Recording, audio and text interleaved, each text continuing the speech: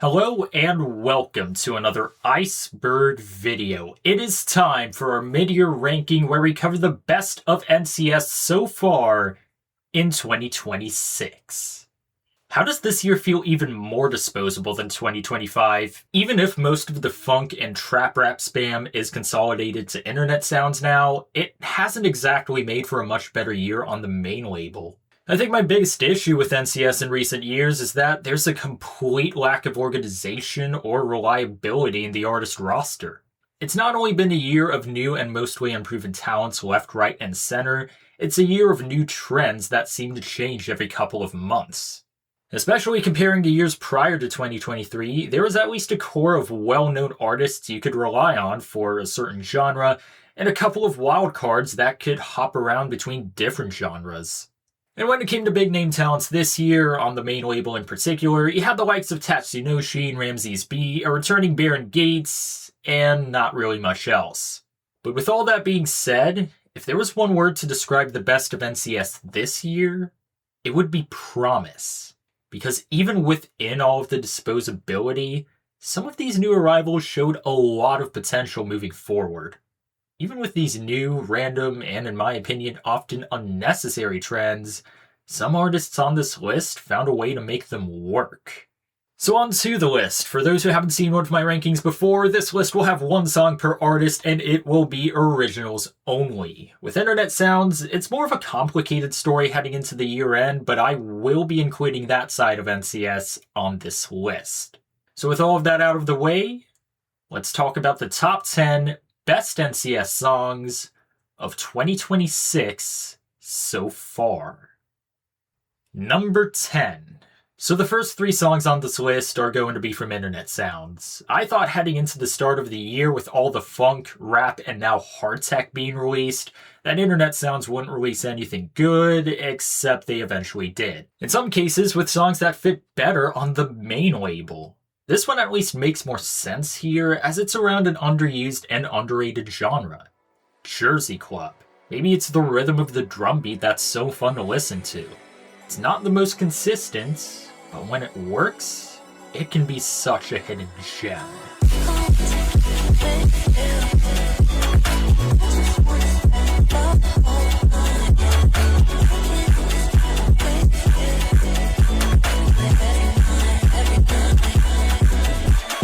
So for some reason, we have two Mercuries on this label now.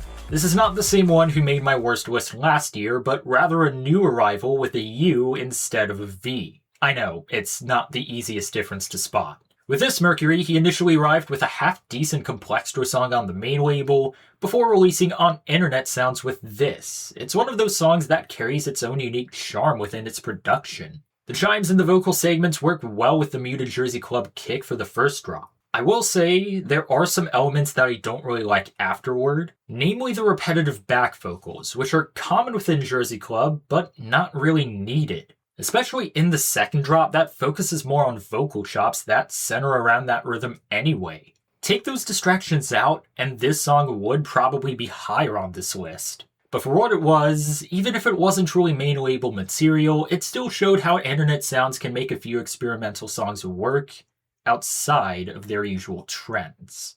Number 9. And much like Koshka, I don't see the song getting a lot of acclaim, but I was sold on this from the moment I heard the preview.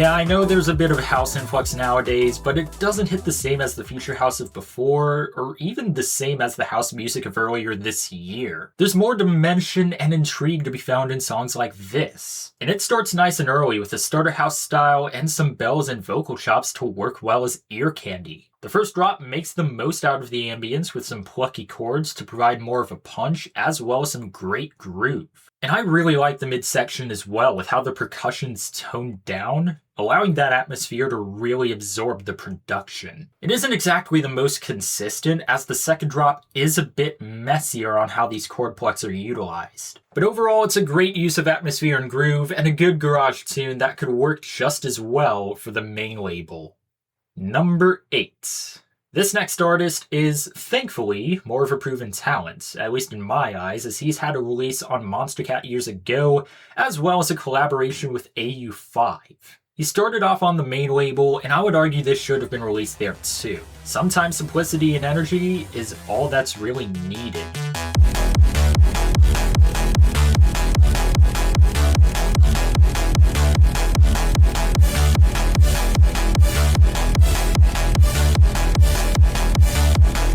When Saezon arrived to NCS earlier in the year, it was with a mid-tempo song similar to the likes of Max Burhan and familiar to his earlier work given Neosoul on Monstercat. Now Voyage does have some grit in its production, but it utilizes an A-B or call and response pattern where the two sides don't work that well together. But then Saezon released this, a sort of jump-up hard dance dubstep hybrid that may seem one-dimensional, but absolutely excels in its energy. It's a simple production where all the synths align for both drops, with the first one being hard dance. I really like how the higher synths and percussion add on to its energy. And then the second drop feels almost half-timed with a dubstep switch-up and a bit more distortion in the bass line. Again, not really too much to explore or explain, which puts it lower on this list, but given that a lot of NCS songs have been lacking energy nowadays, we needed someone like Saezon to step in. Number 7. Within the history of NCS circles, not once has there been a moment where the circle was a complete rainbow up until this year. Now, let's not mince words. To celebrate this moment, the song in question had to be really good, and thankfully it was.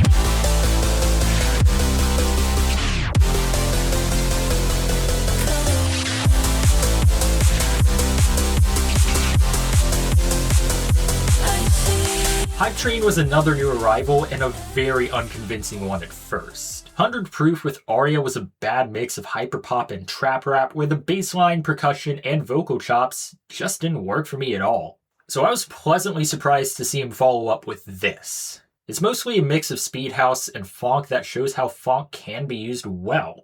The drops are pretty great all around, where the Plex carry the melody at first alongside an aggressive bass synth and some speed house drums that provide most of its bright energy. And it gets even better in the second half of these drops, where the Plex are replaced with a sort of ARP in the synths and the vocals kicking back in. With the second drop, it feels like more of a fake out with a trap and color bass hybrid before reverting back into the first drop. I feel like for a song meant to encompass multiple genres, this deserves its own full drop. But still, it's a big moment in the NCS community, and a great song that meets that moment. Number 6. The new artist influx hasn't exactly started this year, but it felt like it accelerated. There were a fair share of duds and one-offs, really ever since I started reviewing this label. But there was one artist to point out at the end of 2025 that had one of the better songs of an underwhelming month, and followed it up with one of the best earworms of the year.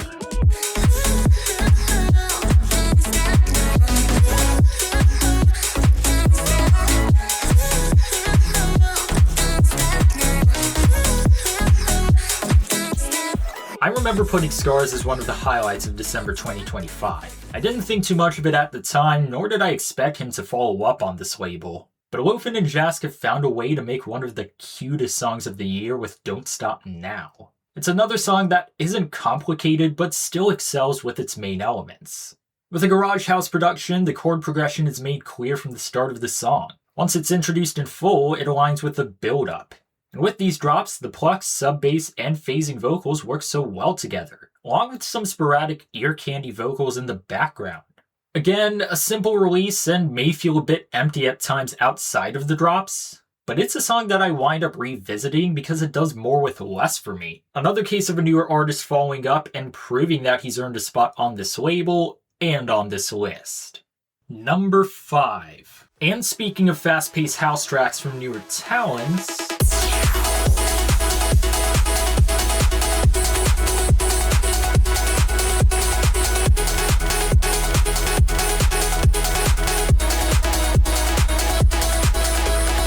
I find it fascinating that Coben was the only artist I've at least heard of within these 3. He had a really great drum and bass song with Boxplot and Spaces called Loving Loathing. And here, he's alongside DG and Smoriba for a song that provides much more atmosphere from the word go. It's yet another song classified as speed garage, but it doesn't feel like the same garage house of before. The arps and stutters are amazing to start off the song, and Smoriba's vocals work well with the dreamy atmosphere. I think one reason why I wasn't too sold on the song at first was because of the first drop. It feels like the plucks, especially the high notes, have a lot more swing than anything else in the production. But over time it grew on me with the ambience around it. Then you have the pianos in the midsection as a new element for the second break, and a more transitional piece to the build-up that introduces completely new sounds for the second drop. That drop I think is highlighted the most from other rankers, and it utilizes a fuller sound and a new dimension to close out the song. I hope we get to see more of these artists, because this was a song worth finding out. Number 4. One particular thing that really frustrated me about this year was how it started. For some reason, The Sky High and this song didn't even get a video release on YouTube despite being highly anticipated songs. For me, it called into question what the label really prioritized at that time.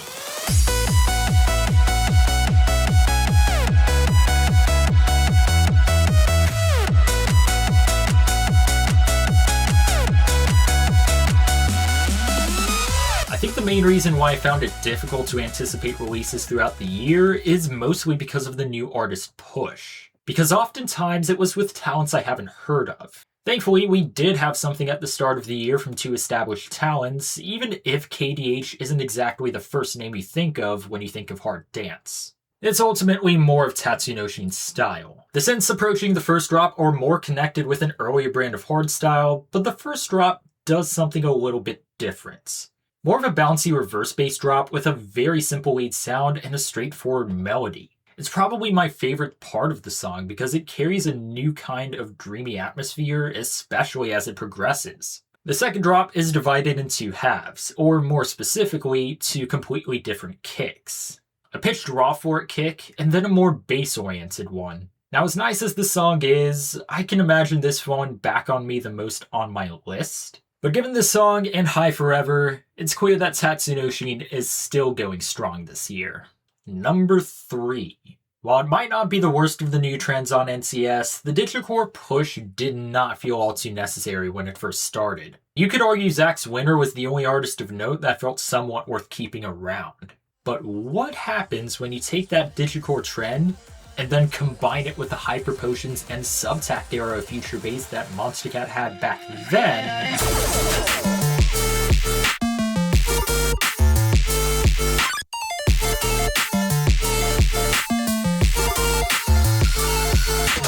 As mentioned at the start of the video, a lot of songs on the list were first impressions for me. New arrivals often meant to cater to the new trends of the label. With a little context to build around, the music has to speak for itself.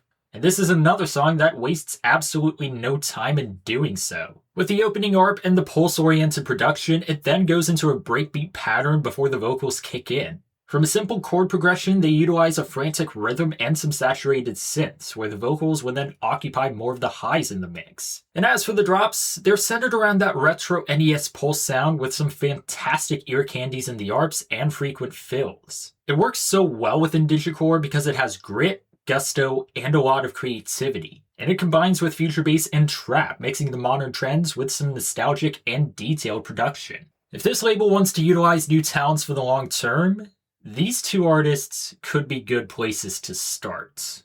Number 2. It is very possible that at the end of 2026, my favorite song in all of EDM winds up being melodic dubstep and not progressive house. I don't know if I could say it's been a standout year for melodic dubstep, but a lot of talents within, like Jason Ross, Culture Code, and Fairlane, have stuck around for me throughout the year. And that's one of many reasons why this song is so high. It also came out at a more personal time for me. A time of transition with recently graduating college, and a time of loss in, let's say, more ways than one. But the most important reason why this song is here is because it feels like one of the few songs when it comes to quality and general style that could contend with the best of NCS in years prior. Even if there are some issues I have with the drops, it is still second on this list. And while that may be an indicator of the state of NCS as a whole, this is still a great song on its own.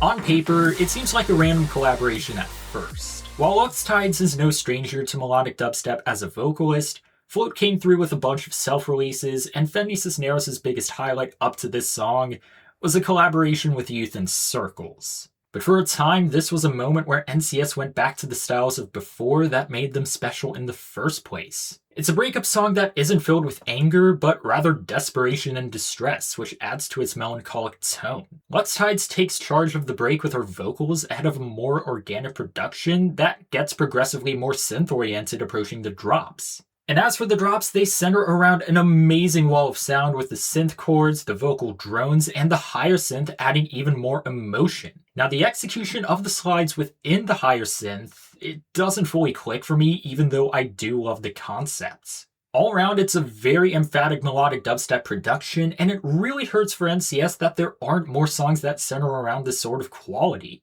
I think some hard questions have to be answered heading into the second half of the year as to what happens next, and if these sort of songs will show up again.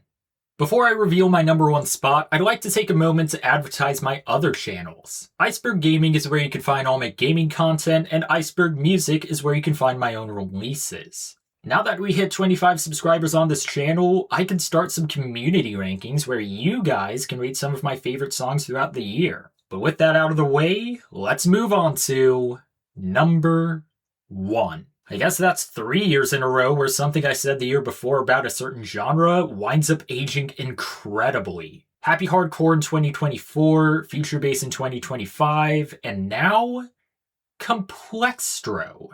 And on top of that, at the peak of the Complextro push was an artist I briefly mentioned in my EDM albums of 2025. And I never expected this artist would make this much of a jump.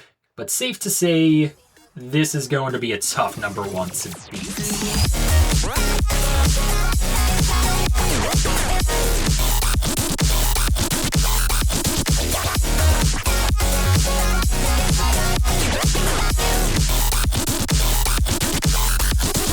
When I first reviewed No Rights Reserved, I thought Glitchcat had a really good eye for Complextro production, but the reason I couldn't put it as one of my favorites was because some of the vocals were complete turnoffs for me. But for a song like this to land on the NCS label, and if I'm not mistaken, off of a writing workshop as well, it feels like a new era of its own. I've mentioned the use of detail within releases, and that's generally what stands out so much in Complextro. Quick shifts in momentum, emphatic moments all around, Reach Out has it all. Even down to the Mario Kart item and the bowling pins right before the drop. The breaks carry a nostalgic electro house style, and the drops are fantastic. They utilize a call and response between melodic and heavy, where the melodic side uses some vocal chops and quick arcs, while the heavy side uses some rapidly alternating growls. In a year of new arrivals, this has to go down as one of the biggest debuts, and maybe one of the biggest statements in NCS's recent memory. Probably ever since Skybreak's Comets. An eye for unhinged creativity that says more than Prestige or Trends ever could. And that is what makes Reach Out by Glitchcat the best NCS song of 2026 so far. And that'll wrap up this video. Let me know of your favorites in the comments below. And if you guys enjoyed, feel free to like this video and subscribe to the channel. And I'll talk to you in the next video.